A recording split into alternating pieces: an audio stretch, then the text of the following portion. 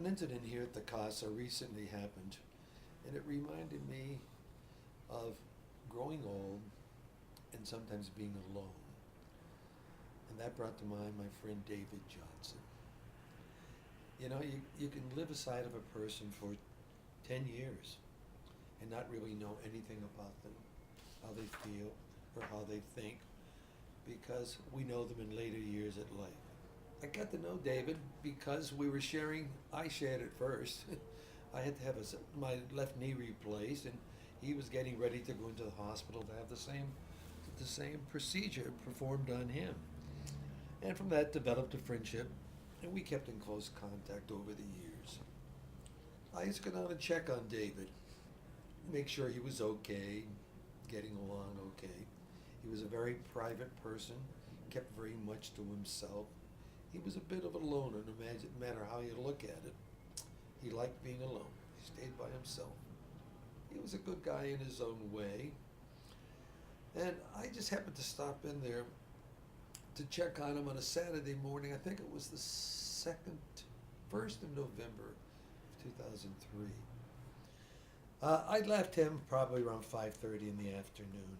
And little did I know at that time that it would be the last time I would ever see him alive. Unfortunately, the information that I learned from management was that even they could not find any living relative who was closely related to David who would be responsible for his remains.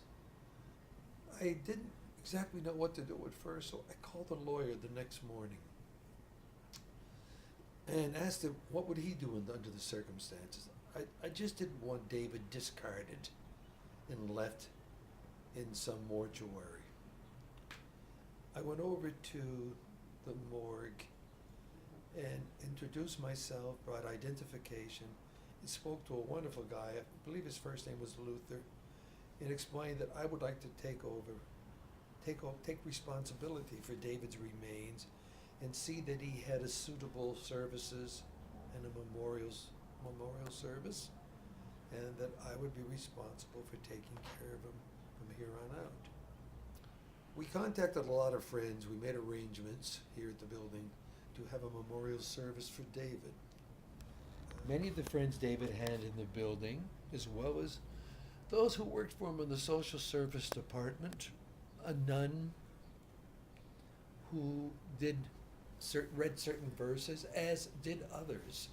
We had music, we had song, we talked about David and how we had met him and how we all related with him.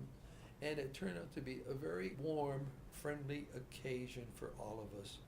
That was very good. It kind of put me at ease, and I felt good about it and very pleased that it had turned out the way it did.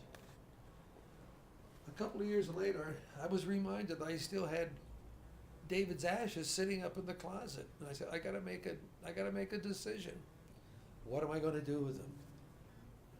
I felt responsible, and I honestly couldn't afford to go through a formal burial with him, but I thought of a place where David would be very happy, and that was my own cemetery for my family up in a town called Bellows Falls, Vermont. So we did just that. We got in the car, we drove up there, and I took my little black box out with all of David's ashes, and by that time my brother was saying, "What?" I said, "I'll explain to you, don't worry." And I walked around to the grave sites of my grandparents, and I sprinkled part of his ashes there. And I went over to my own personal gravesite and my family's gravesite and sprinkled the rest of his ashes there. All the time I was talking to David saying, well, this is the best I can do right now, David, but I think you're going to like it here. It's a lovely place.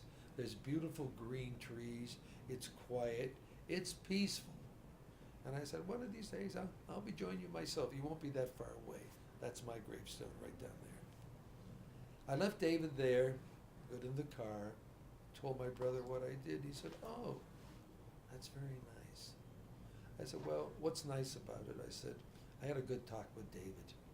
And I said, David, you know something? You're finally home.